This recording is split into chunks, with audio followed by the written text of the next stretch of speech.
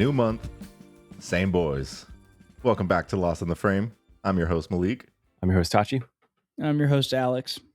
And it is officially March. January and February are behind us.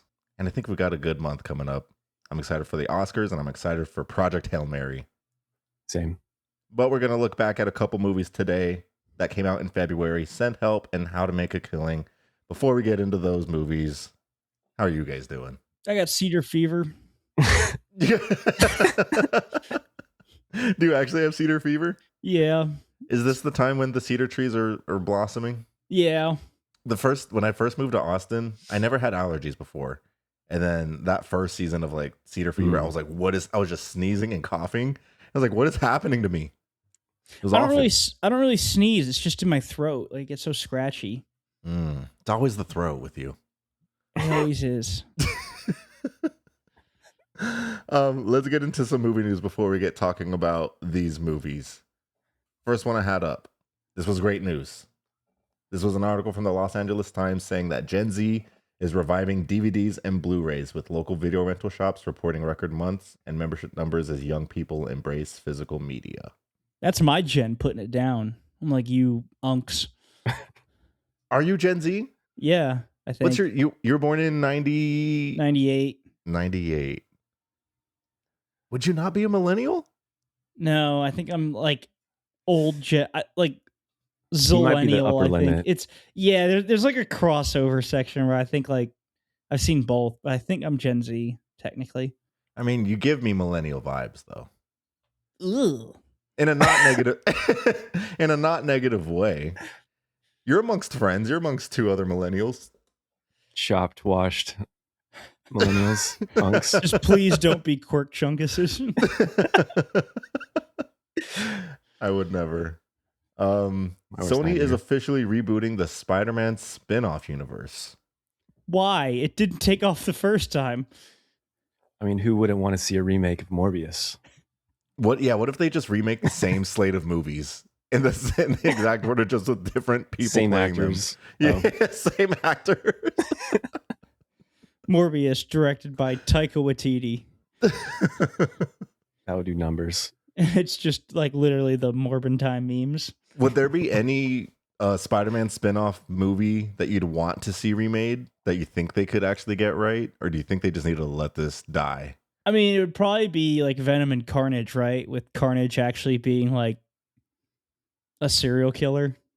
R-rated. Being like a real threat. Yeah. I like the Venom movies. I never saw him. I haven't seen the latest one.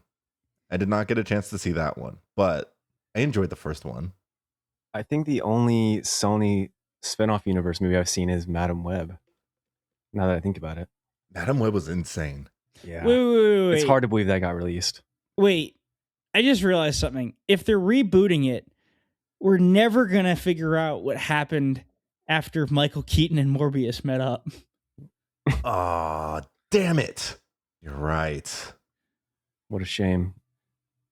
Okay, That so was I think the funniest post-credit scene I've ever seen. It's literally like, I don't know how I ended up here. Like, it was so Spider-Man stupid. caused it. I think we should team up. And it's like, Literally, he's just like, Spider-Man, something to do with it. he's the dad from Fairly Odd Parents, just going Dinkelberg. Drew Goddard reveals that they are developing a new Matrix movie. God help us. Thoughts? Ooh, I think I just summed it up. Who's Drew Goddard? Drew Goddard is an American screenwriter, director, and producer. Here's some projects he's written. Cabin in the Woods. He's actually developing a new Matrix movie, Tachi. Oh, for sure. Yeah. Oh. He wrote Cabin in the Woods, World War Z, The Martian, Cloverfield, and he did the screenplay for Project Hail Mary. Okay, so he's actually cooked a couple times. He's cooked a couple times, but Matrix without the Wachowskis? Yeah. I don't know. I'll stay tuned. I mean, though. the last one wasn't any good. It wasn't, yeah, to be fair. So I don't think we need more reboots though. We all know that though. Yeah. We're going to keep getting them. Paramount claims that they will release a minimum of 30 films per year theatrically once they buy Warner Brothers. It will be 15 per studio with the minimum 45-day theatrical window. Do we Remember believe when we them? had antitrust laws? No. We're cooked. We're done. I give the odds less than 5%.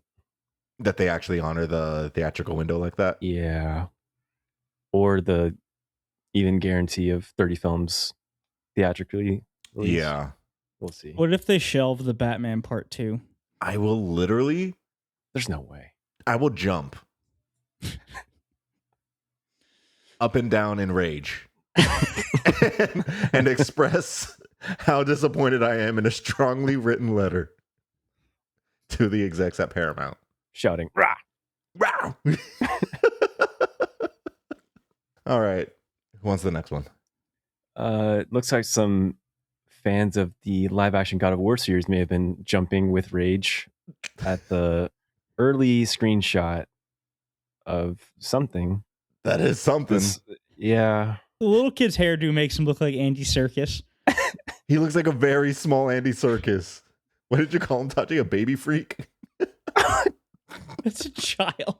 Why did you expose me like that? That was off the record. Well, now it's on the record. Okay. Well, that's fair.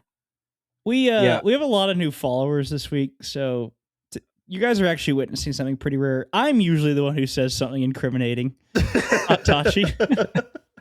Tachi said it before. I'm just the one who outed him. Yeah. What do you guys think of this? Are you guys excited for this show? Not really. I'm not gonna really. watch it. I Yeah. don't think I'll watch it either. Like, I never Grant- played the games. Like, you never played them? no. I got through Same. half of Ragnarok, and I just never went back. Is that what this show's based off? God of War? The Ragnarok story? I don't know like which story, because I don't know how many God of War games there are. There's like a handful. There's a lot. So I don't know which one they're going to adapt. Hmm. I assume this is Ragnarok, right? Because he's got the kid. The boy. Yeah. I thought Boy. the kid showed up in the Greek one. I mean, I think don't know. so. He's young. He's like 10. Yeah, And but I like, know- I thought he showed up because I remember, what was it, the same year Red Dead 2 came out was when the God of War, like one that made waves, came out with the kid. And, boy. Because there was like the memes of like Kratos saying boy and then Arthur being like, good boy. Yeah. Is that not Ragnarok? No, I thought that was the Greek one. I don't know. I've I never don't know. played any of these We're games. not. Yeah, so- we're not. I don't think we're fully in the world of video games. Clearly. But I do think this looks bad. Right. I have no faith in it, Mhm. and I will tune in. Do you think they could fix it if they wanted it to? Like the Sonic fix? The Sonic fix is something else. I think I'm with the conspiracy theory that the Sonic fix was done purposefully. I like that theory. I don't What's- think I think Ugly Sonic was on purpose. I don't think Ugly Sonic was ever going to be released. I think You that think was the just intention. marketing? I think that was marketing, and it worked because I don't know like how much work goes into CG artists, especially like in live action, but there is no way that they basically had a movie done and then scrapped it and then replaced them with like the actual render that we see today. I think Ugly Sonic was marketing. And it That's worked. interesting. I haven't heard Yeah. that. I'll get on board. Why not? Sure. Yeah. If we ever Sonic find 8. out one day that it was, you heard it here first. Release the Sonic files. Speaking of looking terrible, Jonathan Majors' epic comeback is upon us, for he is teaming up with The Daily Wire to do a movie produced by Ben Shapiro. The first time I saw this headline, I thought it was discussing fish. What do you guys think the movie's going to be? It said it's We got plus 700 right now on a Charlie Kirk biopic. That would be crazy. It was starring Jonathan Majors. Who's he playing? Charlie Kirk. That would be crazy. I don't think this is true. I think this was just a bit, but it's supposed to be the movie is going to be the anti-woke sinners. I saw that too. I thought that was real. It was just a joke, but What would the anti-woke sinners even be like? I don't know. I really don't know. God, how many vampire attacks were there? I mean, just like, what are you gonna do? What are you gonna do? I think it's How would you make an anti-woke sinners? Like, all right, let's just spitball. So like, you got the vampires, yes. and they're attacking people. Yes. Are they For equal opportunists attacking people? I think it's race swapped. I think our heroes are white and then the vampires are black. Yeah. That's the anti-woke sinners. Very similar beats, just race swapped. Okay, instead of the Irish jig, they're doing a rap video? I guess so. Isn't that just from Dusk Till Dawn? At that point. Not the rap bit, but like the race swap bit. Except instead of Jonathan Majors, it's Salma Hayek and vampiric Latinas. Yeah, I think that was a lot of people's like criticism when Sinners first came out anyway. Which I think is a valid criticism. I mean, yeah. It is just kind of deep south from Dusk Till Dawn. Movies be movies. They do be movieing. But I think there's space for both of them. Maybe not this one. Maybe not this next one. Project Hail Mary early reactions. Have you guys seen them? They're good. Real good. I'm always cautious of early reactions. I think big movie pays people sometimes. They do. To say things. Did you start reading the book, Tachi? I said I would. I haven't. I'll start today, I think. Okay. Do you own a copy or did you library it? It's right there. Nice. Got a bookmark ready for it. I just haven't started. Got 100 pages left in House of Leaves, so I don't think I'll be joining you on finishing Project Hail Mary before the movie comes out. I think I'm going to join you, Tachi. I might hit up Barnes & Noble after this. We have like 2 weeks-ish, right? Yeah. How many pages is it? It's moderately dense. It's got 476 pages. Okay. So I think if you strategize to attack it every day, I think it's doable. I think that's attainable. I was going back and forth based off of our last conversation that you said you wanted to read it before. I've been getting a lot of TikToks of people who are suggesting to read it before. Mm-hmm. And I just didn't know if I wanted to try that or read the book after or even read it at all. But I think I've been convinced to read it before. Right. Me too. It's been my goal. Me accountable. I bought this like 6 months ago with the intention to start when I bought it, and I just never did. So I think the deadline is going to help. For sure. And we're very close to it. Regardless, I am excited for the movie. Me too. Did you guys see that one clip I sent of Ryan Gosling in Jeopardy? Yeah. It was like I also was there, so. Shut up. What happens? The caption is Ryan Gosling throws a Hail Mary during Final Jeopardy. And the question was something about like, what do you call this like football related injury where this happens? And his answer, he puts IDK. And then he's like, oh, Ryan just wrote IDK. And he just like shrugs his shoulders. He's like, oh, and I'm getting word that we will accept IDK. And it's like internal disc knee dislocation or something like that to like match IDK. And he was just like his face and then just wins Jeopardy. All right. I'm psyched. Speaking of movies, let's get into the ones we're talking about today. We're going to kick it off with How to Make a Killing. Directed by John Patton Ford. Here's the synopsis. Disowned at birth by his obscenely wealthy family, blue-collar Beckett Redfellow will stop at nothing to reclaim his inheritance no matter how many relatives stand in his way.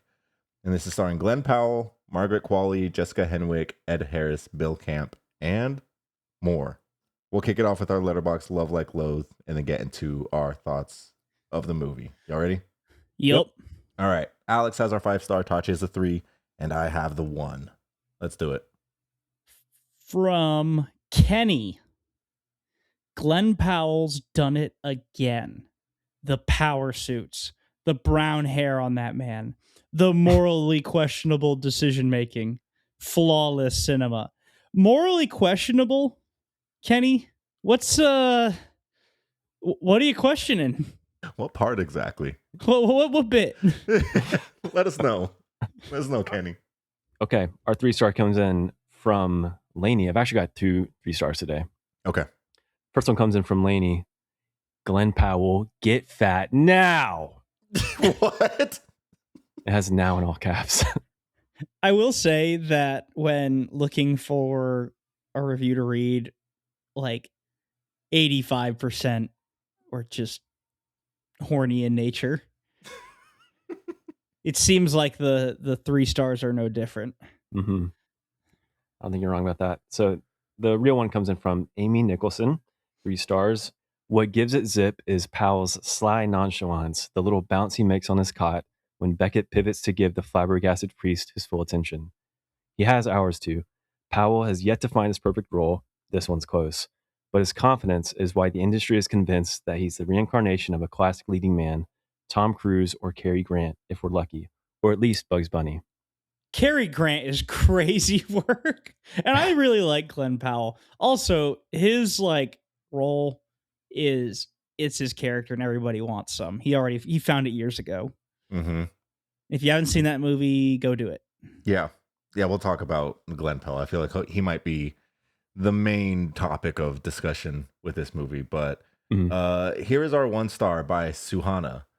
Why is Glen Powell allergic to making good movies? Ouch. Suhana, do we agree with you? I don't know. We'll find out. Well, clearly we don't to some degree because I just gassed up everybody wants some.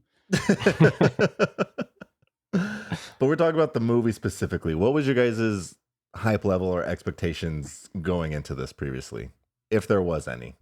I like Glen Powell. I really wanted to succeed.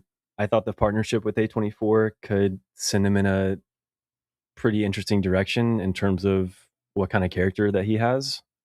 So I was really excited about the movie. I saw the trailer before Marty Supreme and was like, that looks fun. Yeah. And was like, it could be fun. I think that was the first time I saw the trailer too, was before Marty Supreme. And I'm with you. I think we all like Glen Powell. So I see an A24 logo. I see Glen Powell. I see Margaret Qualley. I go, I'm in. Right. I'm a simple guy to please. And it seemed like a fun enough premise, regardless of premise that we've seen time and time again. I think we saw one pretty recently with No Other Choice with these themes of like eating the rich. But regardless, I was in and I was excited. What works for you guys for this movie? Glen Powell, Margaret Qualley. Does Margaret Qualley work for you guys? Because I will say she does not work for me in this movie. Well, let's start with you then. Let's start by being negative. Okay. Sure. Margaret Qualley's in an entirely different movie. I think, and I hate her wigs. I think her hair looks bad.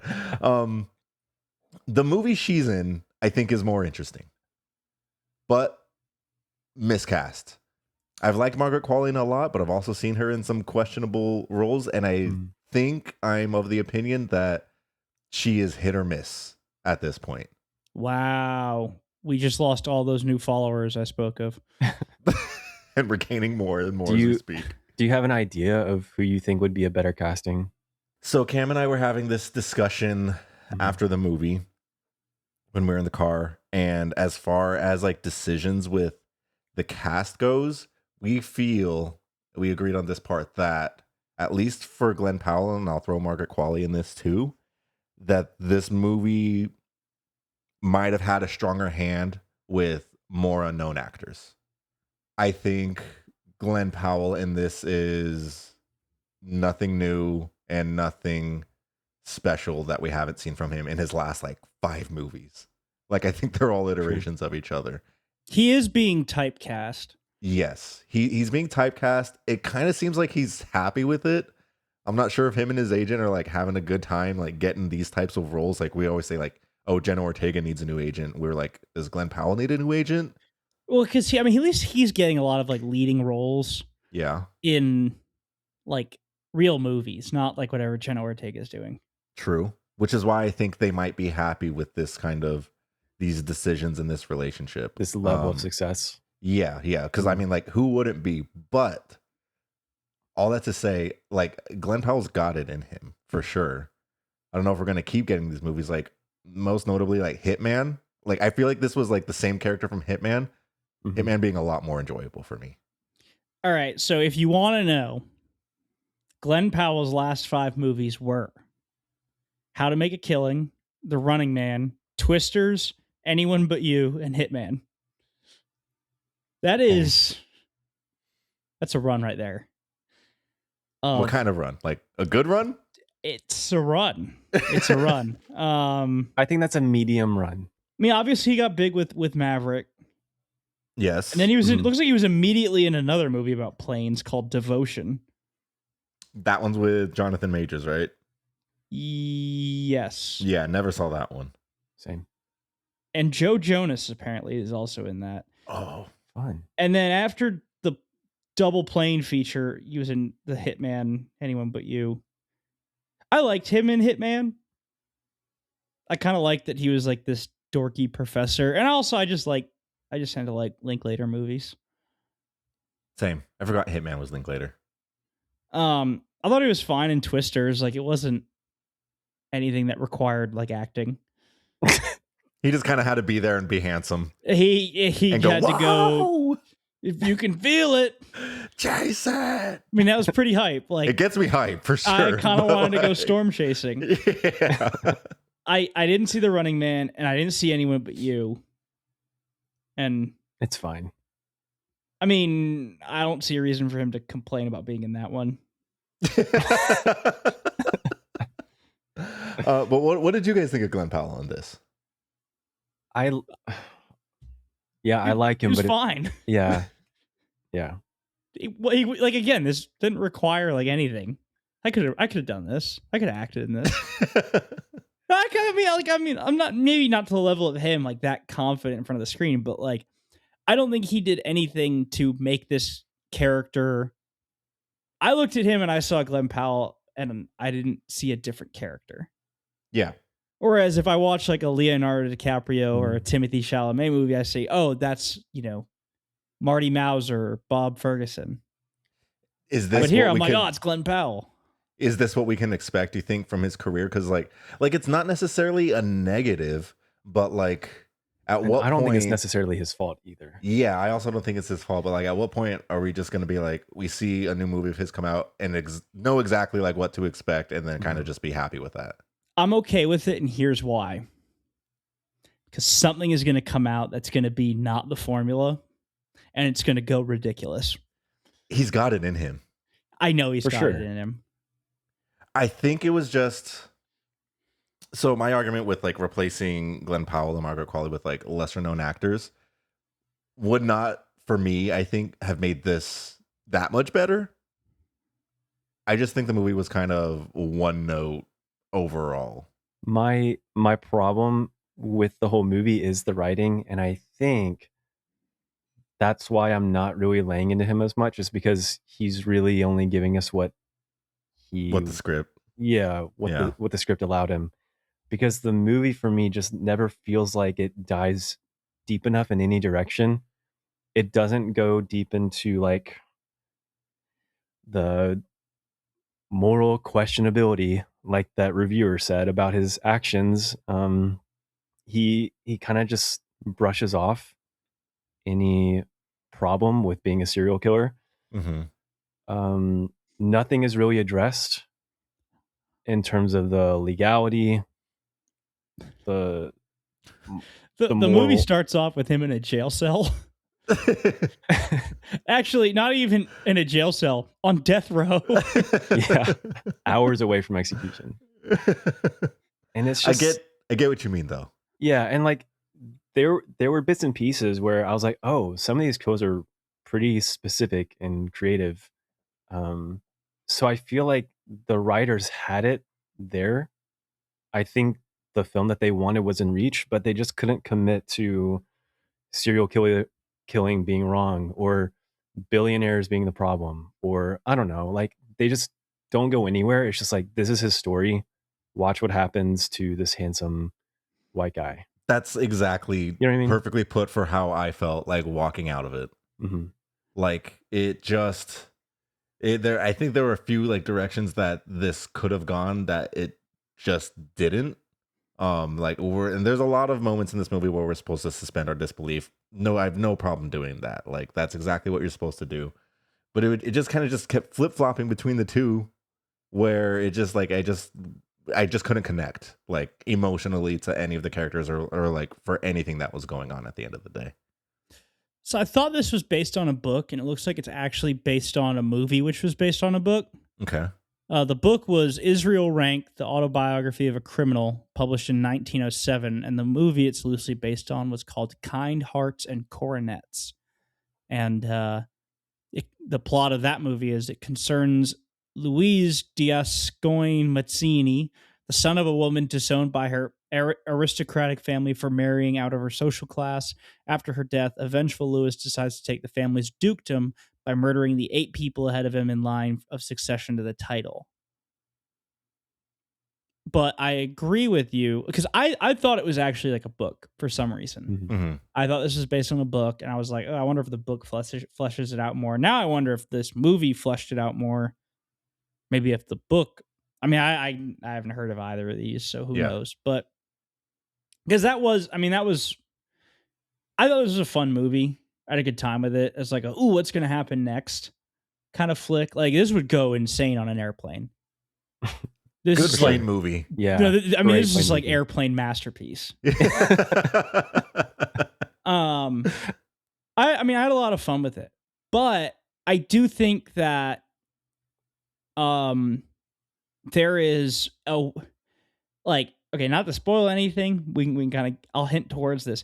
I think the ending fumbled this movie so hard. Yeah. So hard. Yeah. Like, I went from it thinking like, Agreed. oh wow, they're actually gonna do it and this is gonna be peak, to being like, dang it. Yeah. You know? Because I don't think they committed enough to, like, it did just seem that he was like too cool with it. There was no stress with like everything coming apart. Like, he didn't ever really get super frantic. And I don't think that was on him. I mean, the script kind of never called for that to happen. Yeah. Right.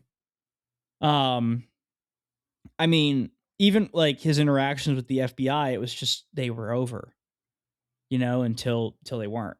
Mm-hmm. But because like you watch a movie like Uncut Gems, and you know, last 50 minutes of that movie, like Howie is clearly unraveling because nothing is going right. Mm-hmm. And I think that this movie needed that to some capacity. Yeah. No, I'll tell you what really worked. I really liked Jessica Henwick in this as Ruth. She was really good in this. She was, I think, my favorite performance of the bunch. She felt the most not relatable, but like she had like the deepest like emotional core to me.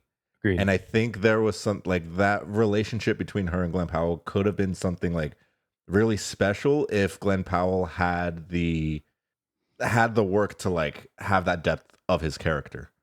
But like you guys were saying, like he was just like really calm, cool, and collected throughout the entire movie. I think the like overall like premise of the movie is really interesting. Like with his mom dying, I think you can have a very like emotionally driven character, but he just wasn't that. But Right. Jessica Henwick does bring some of that to him through their relationship. So I would have to give her props there as well. Topher Grace, Zach Woods, the other family members, the deaths. They were awesome. I know Topher Grace's character was kind of meant to feel a little outlandish, I guess, compared to Glenn's like calm, cool, and collected. You know, I'm a rising whatever Yeah. finance guy / killer. But I don't know, the wackiness of that character felt pretty good to me. I agree with you for Topher Grace. I think very similar to Zach Woods. And I think that's like ultimately where I land with Margaret Qualley. There's another movie going on here.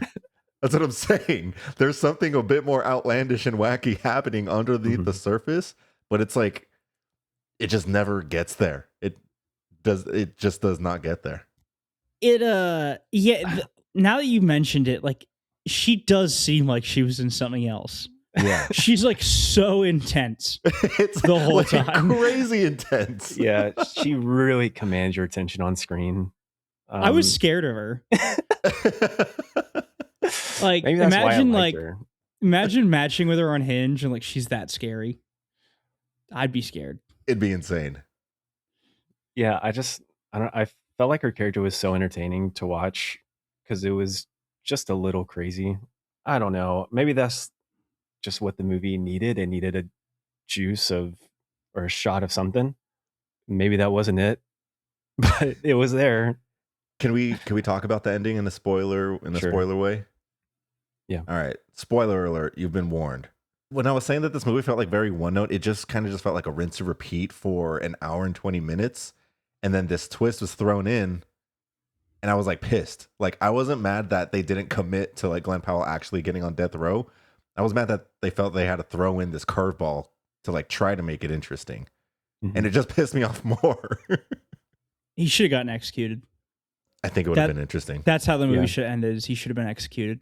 He should have done everything up to like the last second of like, you're never gonna believe this. And he should have gotten the lethal injection. Or That'd whatever be they were gonna do to him. Mhm. I think we need more movies that do that. Like when I think of like franchises, like superhero franchises that won't commit to killing like a main character because you just can't, like contractually and financially. But I feel like with these one-off movies, do that. Like take Do the the big thing. swing. Yeah, Yeah. to do the thing. But the thing is, I could totally see like some producer being like, no, you can't do that because what if it makes a killing and we're gonna do a sequel? Did this movie make a killing?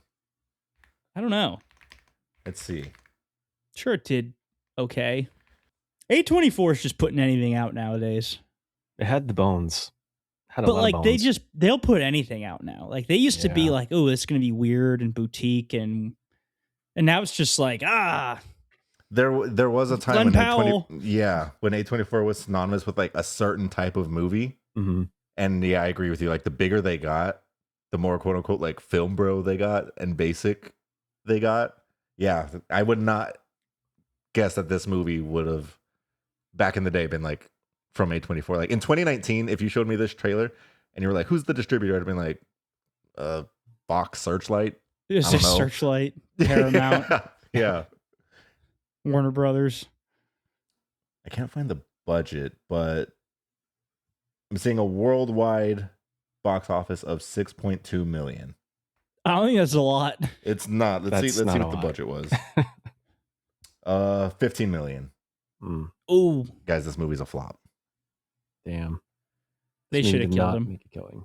They should have killed the guy. And this director, John Patton Ford.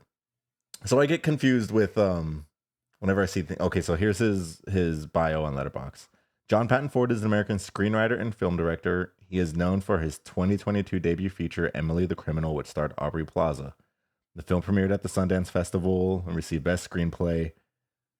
Whenever I see directors like this that have like one movie under their belt, and then they have an A24 movie with Glen Powell and Margaret Qualley, how does that happen?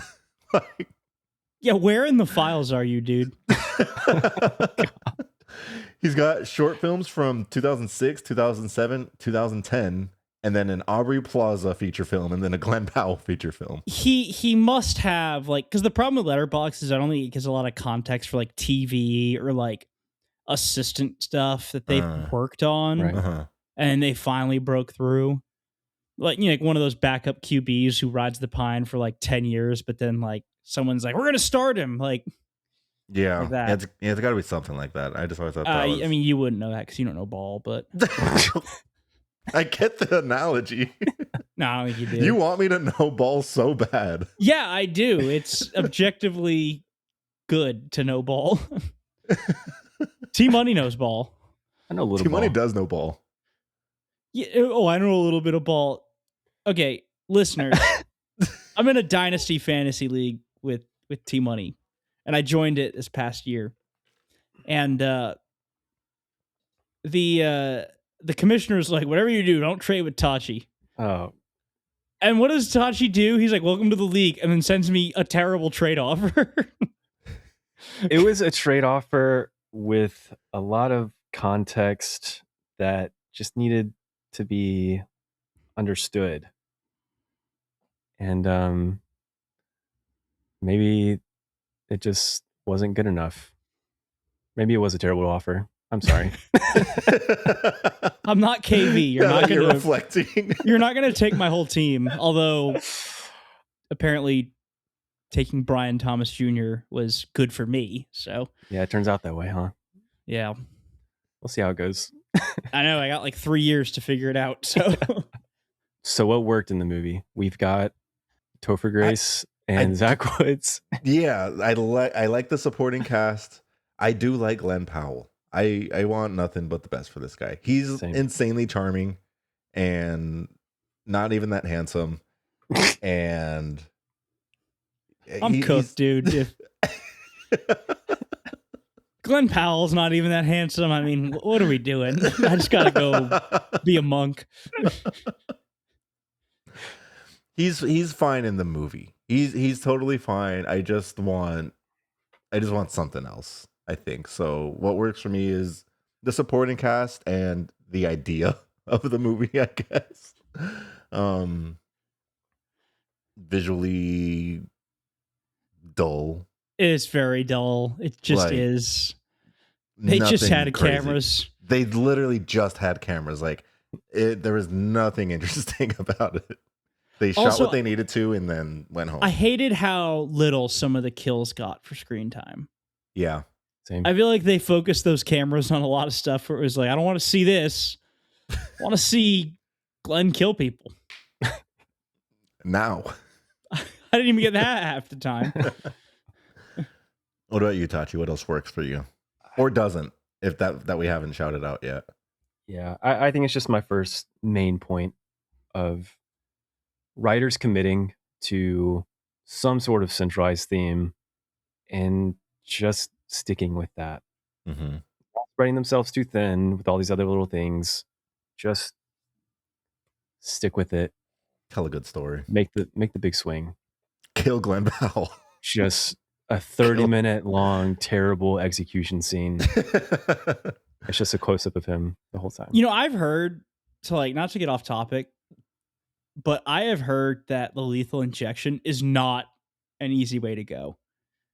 I've heard the same. It is really painful, apparently. It's like torture. Oh. But they give you, like, because the first injection they give you, I guess, is like a paralyzer. So you don't like squirm around and stuff. But I guess the actual like poison they use, the concoction, is like it doesn't react well. And it can take a little bit for you to just go. Show me that breakdown. the whole movie, but the end is just like a 30-minute like him dying sequence. No music, no anything. Like just God damn. very like avant-garde. The entire movie, him narrating from the jail, this voiceover. How do you guys feel about that? How do you use that? How do you feel about that as the framing device for the movie? I liked it when I thought he was going to die. Yeah, it felt fine throughout the movie. I actually do really like his narration, I guess, voice in the literal and figurative sense. Yeah, I think he speaks honestly good. Really well. Yeah, good voiceover work on his part. Yeah, no complaints there. I liked it. All right. Did you like it? I'm not a fan of it. The technique or the technique? Okay. The technique itself throughout the entire movie. I think that just goes kind of hand in hand like, with oh, you're probably wondering how I got myself in this situation. Yeah. Yep. That's me. Yeah. He did have that really funny joke about the Bible.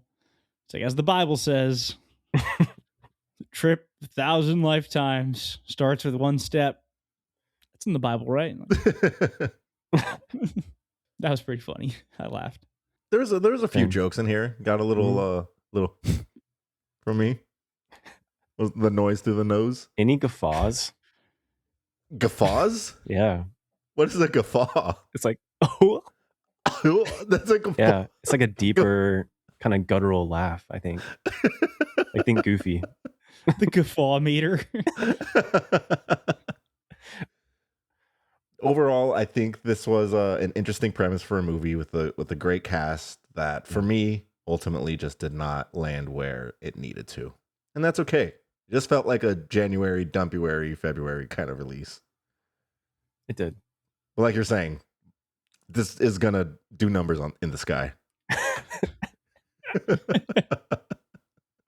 That little Delta screen Yeah. getting interrupted for when the captain has to make an announcement that the credit card deal has points. We go nuts. I hate when I take my headphones off and they're just like, sign up for our credit card. You'll get $10 off. Well, on Delta now, the worst part is you can't ignore that. Yeah. It will play through your headphones so you listen to whatever they're saying. Because I mean, it makes sense. Like you have, like, let's say you have like an actual like safety announcement. You want to make sure people are going to hear it. But they use that thing for like, sign up for our credit card. Has anyone ever done it? Do you think anyone's ever been on a plane and be like, I am going to sign up for that credit card now, actually? I'm going to guess yes, because like, what's their hit rate? there are some of like the points deals that they'll say where I'm there and I'm like, if I was in the market for a card, like I might do this. So it's just very niche. I Like just want to know, 50,000 miles for signing up. It's like, yeah, that's actually pretty good. it's not bad. Mm-hmm. But I'm like, what is like, how often do they get somebody? Like 10 people a day? Enough that they do it. Enough that every airline does it. Right. All right. Actually, I want to say my JetBlue card, when I had a JetBlue MasterCard, I want to say we timed it specifically to get it, so we got the points deal. Did you You get still it on have the plane? card? Is it still active? No, I don't have the card anymore. Oh, I Oh. was going to ask for the card number. You guys ready for ratings? I'm ready. I saw Alex's already. But I didn't know you guys were going to review this, so Okay. Why don't you share with the class what it was, Alex? I did a 7 out of 10, so 3.5 out of 5. Because as much as like there is to complain about it, I did go into it being like, this is what this movie is going to be, and I had a good time with it. I was just in the market for like, I just want to see something done today, so I went and saw it, and I was like, yeah. Yeah, we That's did what I crap on it a lot, but it is good. Like, it's fun. How about Malik goes, because he's silent and staring at the camera? What did you give it, Malik? I'm going to give it a 2.5 out of 5. Wow. 5 out of 10. Wow. I think it's middle of the pack. It's bearable. Glen Powell looks good. Strong jawline. That's about it for me. I could see this one being lowered as other movies come out that are more deserving of a 7 out of 10. Mm-hmm. I'd say it's a low 7, like a low. A very soft one. Yeah, like this is Like fun. you round it up from from 6.7. Yeah. Oh, no. What have I done? I'll give it a 3. What have I done? What was yours? A 3. 3 out of 5. 3 out of 5, yeah. It got the job done. And I just get frustrated because we have so many of these movies where there's so much potential for it to be great. Like, I hate when the bones have these, or when the movies have these bones. They have the structure, but they just can't land it. Yeah. I wish that like I had more fun with it. Like, I don't think there were any expectations I had going into it. It just wasn't the fun I imagined. It was a roller coaster ride with not that many twists and turns for me. Not a single loop. You No also loops. think Glen Powell's ugly, so I was joking. He's obviously extremely handsome. That it pisses me off. But thanks for bringing it up again. All right. That's how to make a killing. Let's quickly talk Send Help. Let's. Yep. Tachi, we saw Send Help together. Alex, what about you? When did you watch this movie? So I actually spent the last week in our nation's capital doing on-the-ground research for our next Lost in the Lore deep dive. Nice. So did you watch the movie? Nope. Bye. And Alex has left the building. Is he gone? I think he's gone. He left. He Oh, noped out. All right. all right. Me and you, T Money. Sure. Let's talk about Sam Raimi's Send Help. Let's. Ready? Yep. All right, I'll read the synopsis for us. Send Help, directed by Sam Raimi. 2 colleagues become stranded on a deserted island, the only survivors of a plane crash. On the island, they must overcome past grievances and work together to survive, but ultimately, it's a battle of wills and wits to make it out alive. This is starring Rachel McAdams and Dylan O'Brien. Sure did star them. It really did. Starred them real good. Let's do our letterbox of Leglo, then talk about how we felt about it. All right. I've got our 5-star and 1-star. You've got our 3-star. I'll start with the 5. This comes in from Kaylee. I support women's rights and women's wrongs. This 3-star comes from Stefan. 3 stars because she didn't cut it off. That is a scene we'll talk about. That is. This 1-star comes in from, I'm sorry if I mispronounce this, Satya. 1-star. Raimi, just like J. Cole, washed. Oh, we needed Alex to talk about the J. Cole being watched. Oh, yeah, we did. Oh, well. We'll address the next episode. We will. Okay. We watched this together. Yep. What was your hype level going into this, if there was any? I mean, there was some. You can't, Uh-huh. I don't think you can not be hyped about a Rachel McAdams movie Mm-hmm. that's getting, marketed this much. And Dylan O'Brien is like a household favorite. I don't know of anyone who doesn't like him. So He seems like a fun guy. Yeah, I was reasonably excited. I think all of them are the combination of Sam Raimi. I saw Sam Raimi talk very highly about Rachel McAdams after working with her in Doctor Strange: The Multiverse of Madness. Right. She obviously had a very small role in that, but I think he enjoyed working with her so much that, like, he gave her that he like wrote this. They wrote the script and then gave her like the main role. That's really which cool. I didn't know I think is just awesome. So yeah, I'm like, my hype level for it was pretty high. It was tamed. Where like I feel like I was just like, I think it'll just be like a good like popcorn movie, just like have a good time, see something maybe wild happen. Yeah. It was giving me like Survivor vibes, which we'll get into. So I was excited for it. But Do you have a history with Sam Raimi? Because I really don't outside of Spider-Man. I have a light history with Sam Raimi, so there's a few of his movies that I haven't seen.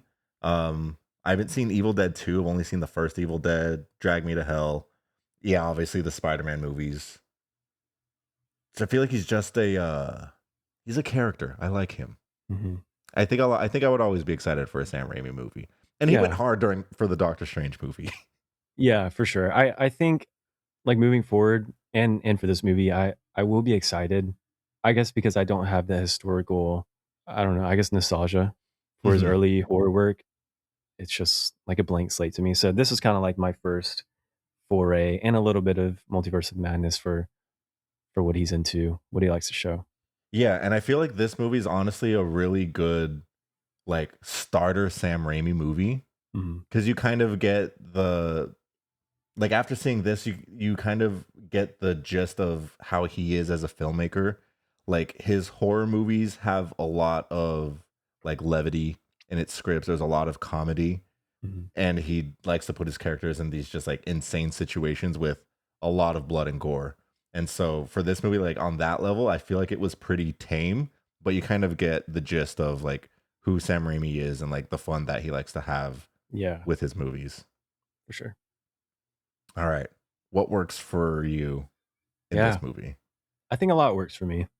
I do like the Survivor ish feel, kind of like Castaway-ish. That was fun. Rachel and Dylan were awesome together on screen. Really, really good chemistry there. And I just like the way it looked. It does look good. Mm-hmm. Who is this shot by? Let me see. Cinematography by Bill Pope, who has shot The Matrix, Baby Driver, Scott Pilgrim vs. the World, Spider-Man 2, Shang-Chi, and let's find another fun one. The entire Spider-Man trilogy, basically. Okay, so he knows what he's doing. No, we got a legend. This movie looked... This is such like a simple script. Mm-hmm. It's a very simple premise, shot on location. Like there's like 3 locations in this: the office, her house, the beach. The beach. Yeah. And Do you know what then, beach it was? oh, I have no idea. Let me see if we can. I guess I could have looked it up. Sorry. Oh no, all good. Where was Send Help filmed? Send Help was filmed primarily on location in Thailand and Australia. Oh, that sounds fun. You will not see me in Australia. What, the wildlife there? I have no intention of going because of the giant spiders. Yeah, I'm good. I'll go to New Zealand for like Hobbiton. I'll go to New Zealand. Yeah. Yeah. So I think the shooting on location kind of lends a pretty heavy hand in how the movie looks and how it's shot, but obviously Bill Pope is very good at what he does, and Yeah. I think this movie also just looks really good. Yeah, there's really only one location or sequence that looks bad, and it's the cliff. Outside of that, I Mhm. think the rest looks great. For me, it's the cliff. I think some of like the CGI with like the boar is a little Yeah, questionable, like especially when it's like the boar and Rachel McAdams like in the same shot. yeah, But the scene itself was just like ridiculous and like not to be taken so seriously that I could forgive it. right. Like the amount of blood that came out of that That boar's was neck. crazy. The header on Letterboxd for the picture is Rachel McAdams covered in blood, Right. like head to toe. And I like what they did with the makeup there because it does give like the outline kind of a skeleton or a skull. If you like Ah, white out the blood, yeah. so that's kind Oh, of I fun. do like that. Mhm. That's a really cool detail. I was gonna ask how did you feel about the dialogue, the writing? Like I was saying earlier, Sam Raimi can be like a bit cheesy Mhm. in his dialogue sometimes, but like he reminds me of he's like a different flavor of like an M. Night Shyamalan for me, I think. Where like that's the point, and I just like you just get it kind of. Right. And I think it works extremely well for this movie. I think both Rachel McAdams and Dylan O'Brien bring uh a lot more like depth to their Mhm. characters. Like Dylan O'Brien is so good in this, and he's so funny. Yeah, he is. He's awesome. Like this is a very, very funny movie. Like the genre that this is categorized as is thriller, horror, comedy. I would take out horror. Like, Yeah, there's really only one horror scene. mhm, Outside of that is just thriller and a jokes. thriller comedy. But yeah, Yeah, like I think we watching were him. laughing a lot, laughing a lot more than I thought we would. Me too. His cackle, It's awesome. It's really iconic. I feel like once you hear Dylan's cackle, you're not gonna unhear it ever. and I think that's just how he laughs too. I did go back and watch a couple of interviews, and you're right. It's just That's that just is him, real. right? Yeah, it's him. It's his authentic self It's so shining good. through. It's so good. Their relationship seemed really grounded and real, though, despite Yeah. it having some absurdities. It just felt like a very real dynamic. It I did. was really happy with the dialogue and their, I guess, just their performances in general together. Yeah, I think for roles like this, the chemistry is probably top of the list for most important things, Mhm. especially when you're just focused on two characters and their dynamic, both working relationship and them surviving. So like your chemistry needs to work. If it doesn't, then like you don't have a movie like this. Right. So this entire movie does hinge on their relationship, how they kind of banter back and forth with each other. And I think they both do a really good job of playing off of each other's characters, whether that's like for laughs or Dylan O'Brien just being an absolute dick and seeing the reaction on Rachel McAdams' face, Yeah. or whenever the roles first get reversed and we're on the island for this time and seeing Dylan O'Brien kind of accept how things are His and then helplessness. his helplessness, and then even turning right back around when you start to root for the guy and maybe starts to feel something. Yeah, So they both did like an excellent job in this. for sure. Now, I kind of want to get into, I think, a section that you're excited about, which is, I guess, introducing some of the survivor aspects that you're really familiar with. I'm not familiar with this sort Mhm. of stuff at all. But was what Rachel McAdams was doing, her character, was any of that realistic? Like Yeah. having a sushi boat and just Sushi boat? No. Okay. like the extent of like the food that she was making, like having like the sauce that she made and like the nice little sashimi pieces. Mhm. Maybe not like to that extent, but when they first get there and she's like grabbing the sticks and using like the vines of the trees to tie things up and like make Yeah. shelter, like all accurate. Okay. So like she's a Survivor fan in this, and I just thought that was like, I'm recently like a Survivor fan as of the last like 8 months. Mhm. And so I thought that was a really fun Easter egg. Apparently they tried to get Jeff Probst, who's the host of Survivor, to actually make a cameo in it. But he was busy. He was busy shooting the new season, so they only were able to use his voice. But Gotcha. he was aware of it, and they kind of worked together. So Rachel McAdams' character is a big Survivor fan. Mhm. When they're on the plane before the plane crashes, Dylan O'Brien found her audition tape, and they're all kind of laughing at her Yeah. about it, which is so sad. It's really sad. It's That crushed me. It actually broke my heart. Yeah. I will be sending a Survivor tape one day. I gotta get on that island. So I just thought that was a really fun nod to her character. Yeah. In how she can have the confidence to do what she's doing on this island. Confidence and competence, because there's no way I can make a shelter. Oh no. There's no way I know how to tie knots. Are you kidding me? I wonder how people practice before they go on Survivor. I don't know. Because you'll have repeat people on the show that have been on the show previously. So like they're like, okay, I know what to do. Mm-hmm. But you also have people who have never done it. It's just a teamwork thing. So being by yourself, especially with like your dick boss who's like knocked out, that's impressive. When you have like 5 other people also trying, then I think it's a little bit easier. Okay. I didn't know they worked in teams like that. I thought it was all just like one-on-one. Yeah, no, it's like, I think you start with like 20 people split up in 3 different teams. Oh, okay. Like 3 different tribes. And so you're all kind of working together. Everyone has a role. Everyone's doing what they need to do. Okay. Yeah. What do you think? For her to do this all by herself is very impressive. Like that much more impressive. What role would you want? Would you want hunter, gatherer, forager, woodsman, fisher? I don't know. You got to be flexible. Mm-hmm.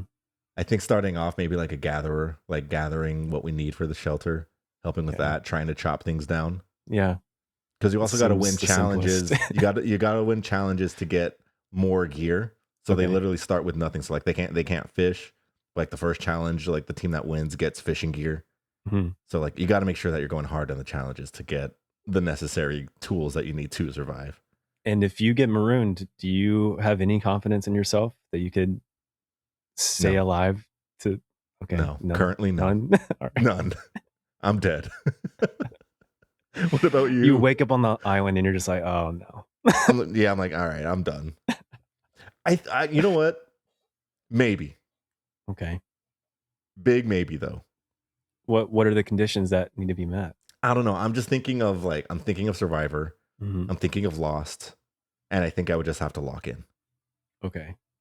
I think with the knowledge of TV shows, maybe I could be okay. Okay, so what's your first step? You wake up on the sand. What do you do? I jump from the highest cliff I find. Okay. I assess the situation and I move on. As you're falling? Yeah. And then the help boat comes 10 minutes later. It's a tragedy. Do you think you could survive marooned right now? A couple days. A couple days at most. Until I starve. No, I think I'd give a really valiant effort. If I had to survive, let's say a month. Like help was coming in a month. Yeah. I think I could survive. Past a month, I don't know. I think we could. I think the human spirit can do a lot. Yeah. In strenuous circumstances. Yeah. I think it's like you can survive 10 days or something as long as you have some water. Mm-hmm. Something like that. Like without food. Yeah. I think I could eat some tree bark, make it work. Could you eat the bug like Dylan O'Brien? That looked gross. If I have to, I guess. Let's talk the paralyzed scene. Okay. So Rachel McAdams, spoilers for Send Help. Yep. If you haven't seen it. Rachel McAdams paralyzes Dylan O'Brien after he paralyzes her to try to escape. Right. Literally did not see it coming.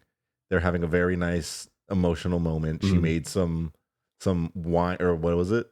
Like wine? Yeah, it's like fermented, fermented. something. Yeah. So they got drunk. Yeah. He ends up poisoning her to try to escape. Why are you trying to escape, Rachel McAdams? Relax.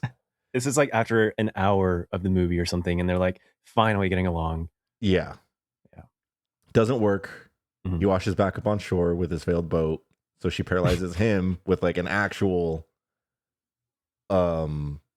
like viable poison Yeah. that will actually like do what it needs to. It was probably strained from the butt of a bug or something. Yeah. And so she's like threatening him in this like passive aggressive tone, just Mhm. like having this conversation with him, and he can't move at all, and he's kind of just sitting there. And the way that the camera's positioned, she holds up a knife and she starts having conversations like, we used to have a dog that would always run away. And it's like a so- close up of her, like over his body, basically. Yeah. Like you can tell she's kind of straddling him. She holds up the knife, starts telling the story about how they got their dog fixed so that way he would obey more and would stop running away. Put two and two together, she's about to fix Dylan O'Brien. Yep. And the sounds and the Oh. motion, Yeah. I was like, Did you believe it? legit, I believed it. Me too. Masterclass in suspense right there. Yeah. I believed it. So good.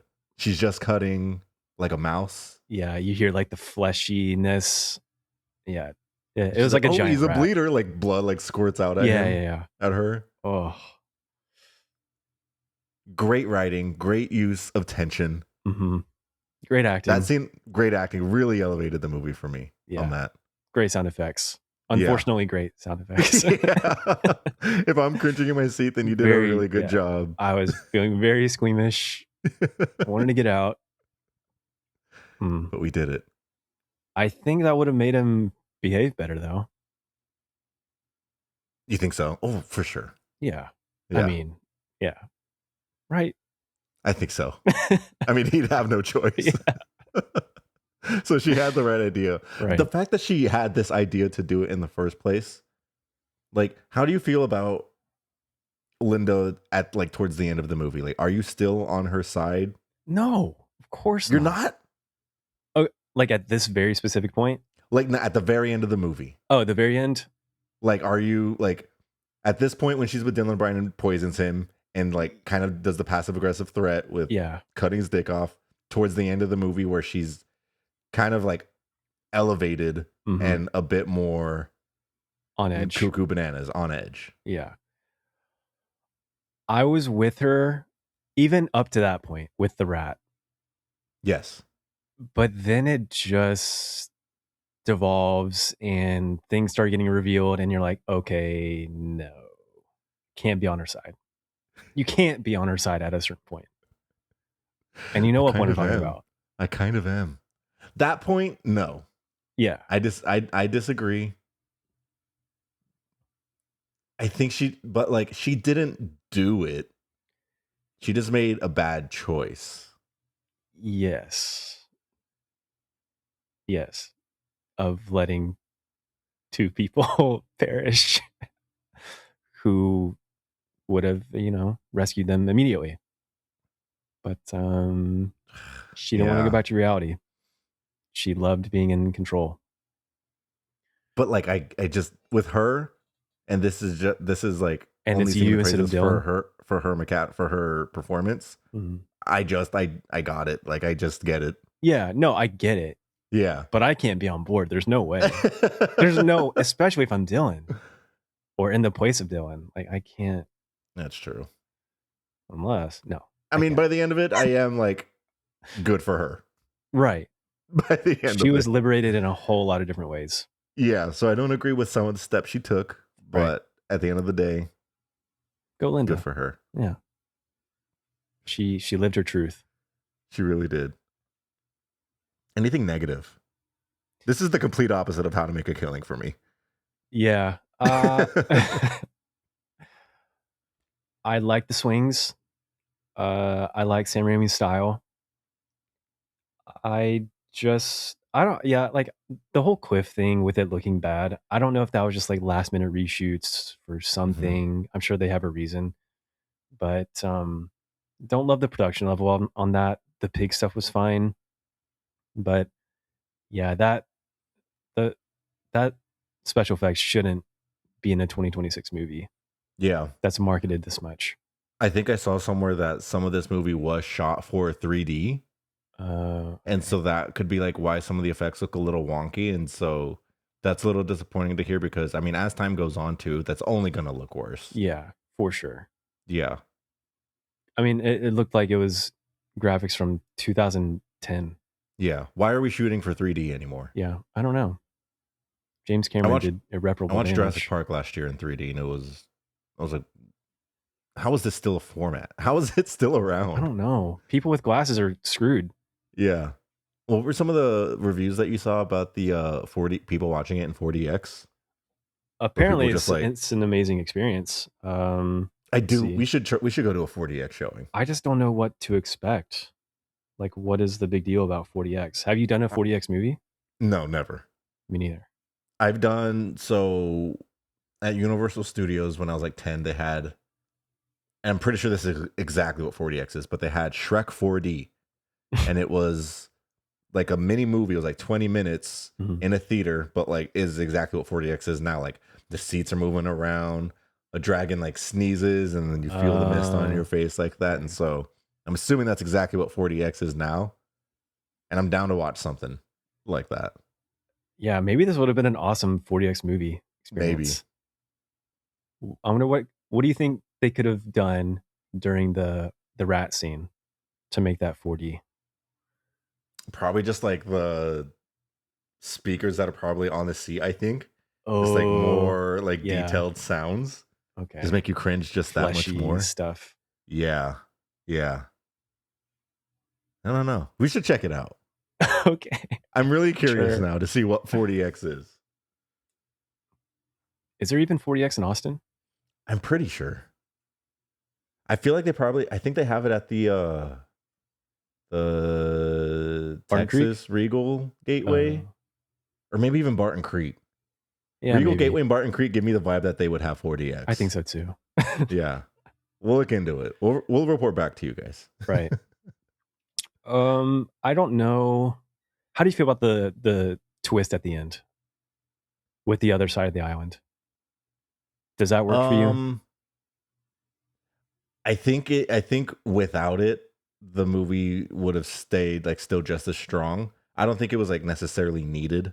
Mm-hmm. Like it explains like her getting the knife. Yeah, but like having like the entire home be there, I think just is just showing like her descent into madness a little bit more. But I don't think we fully needed it. I think we would have gotten the clue with her descent into madness, with her letting the two other people die. Yeah, for sure. So like it doesn't like ruin the movie for me. It doesn't like break the immersion or anything like that. It was just like something that I didn't see coming where I was just like, oh, I was like, okay. And I could kind of just shrug it off and see that we're there now. So like Gotcha. wasn't like in love with it, but it doesn't hurt the movie or detract anything from me. Was there anything about the movie that you actually didn't like at all? Not really. Like I think it just really like this for what it is.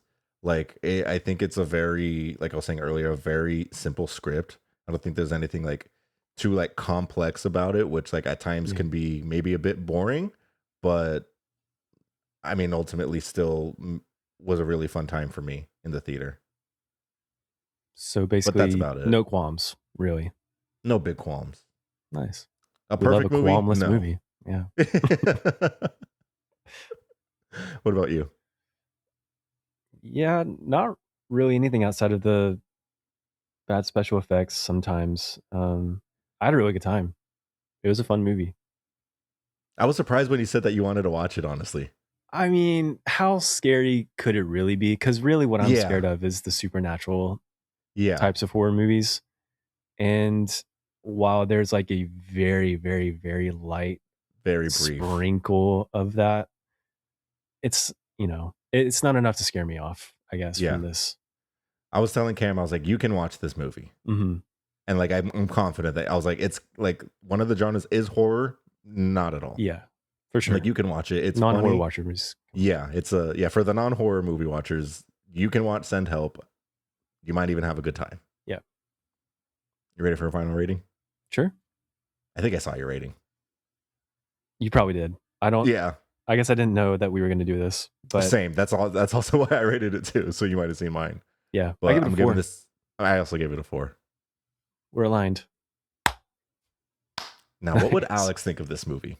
I don't know. I actually need him to watch it. I think he could settle into a 4 as well. You I think don't so? know. Yeah, I don't know what he could really pick apart from this. How to Make a Killings rating, I understand. Yeah, I think he could give this a 4. We'll Do you make think him he'll watch like it? I think so. Yeah, I mean, there's not that much to not like. We'll make him watch it and then report back. We're gonna make it a quadruple header with Heat, Popstar. this, something else. It'll be I feel like we good. had a third. Yeah, I think we had a third. In our double header, making it a triple header. Warriors of Virtue 2.